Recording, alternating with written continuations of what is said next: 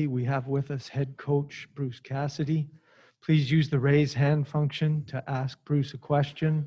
We'll begin with Matt Porter. Morning, Bruce. Hi, Matt. On review of that game, do you feel today that it was one that got away, or are there signs of something more serious with the team? No, I was fine with our start. It was a good first period. Good chances early on. Berge shorthanded, Pasta. So we're in the game. A couple of things didn't go our way, and then obviously we need to be better on the penalty kill. But now you're chasing the game. So as I said last night, Matt, I think we didn't respond well after being down 2-0. That was clear. They were much better than us. But I liked our start.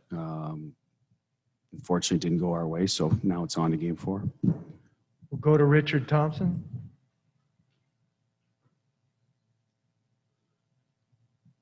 Go ahead, Richard. Hey, hi, Bruce. Have you kind of looked over at the penalty kill from last night, and some breakdowns of some things you saw there that could be worked on?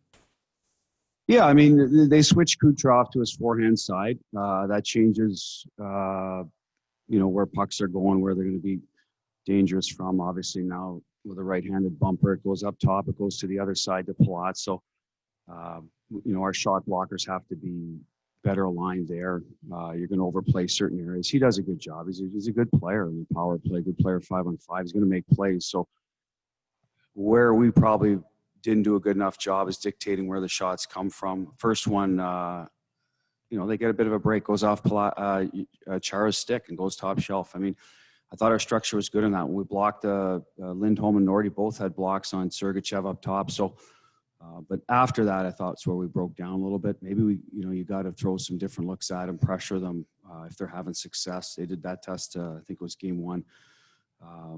But that stuff we'll discuss internally. At the end of the day, we gave up too much 5-on-5 and on the PK. Took too many penalties, which is uncharacteristic of us. It happens. They took advantage of it. So, like I said, we'll look at it and certainly do some things better the next game. Our penalty kill's been good all year. Been good in the playoffs. Chalk that one up to their power play just being better than our kill, and we'll adjust. We'll go to Mike Loftus. Morning, Bruce. Hi, Mike. Hey, we saw that Sean was considered unfit to play. So I'm wondering maybe what you know about his status, and also Connor Clifton. Was that a coaching decision last night? Yeah, Clifton. We put in Moore and Lozon. I'm not going to get into all the specifics. Like every team has stuff they deal with internally. We went 7D route. We were protecting ourselves against, what if the game gets stretched on? We went into overtime the night before, 3 and 4 nights. So, again, a couple of bumps and bruises. So that was the decision. Bigger guys. I thought we need to control the front of our net better too, Mike, after game 2. Didn't do a good enough job there. Bigger bodies can sometimes help that. Didn't work out that way. Cliffy's been fine. Lozo's been fine. More. I've said it before. We feel capable number 6s. So we've used different guys in that role. As for Sean, dealing with an injury that he wasn't able to go, we weren't sure on that. Obviously, he's a part of our kill. We miss when he's not in there, especially in the face-off circle. We only have 2 lefties, him and Lindholm. So you miss that part of it. But at the end of the day, you got to move on. We still got capable killers that last night just weren't able to get the job done. Go to Joe Haggerty. Hey, Butchie. I know this is a bit self-evident, but just how important is it to get the result tomorrow, get the win, not fall down 3-1 in this series? In general, you don't want to fall down 3-1, obviously, but it seems like in this particular environment in the bubble hockey, when you get down in a series like that, things start to creep into the players a little bit. Yeah, I can't predict the future, Hags, on that part of it. It's 2-1. We need to be better in game 4. Take care of the puck, get breaking out of our end, control the neutral zone better. There's a lot of areas of our game. Typically, I like our special teams. We got beat on that the other night. So I think they'll bounce back. Day off away from the rink today would be good for everybody. Like I said, we're licking our wounds today, but we'll be better. We got a good group in there. Core group will be ready to go. They're going to have to pull that middle group along. We challenged the middle group the other day, and hopefully they're able to respond too. You need 20 guys. This is too good a hockey club. No passengers, so that'll be the message, and our guys are pretty good at bouncing back.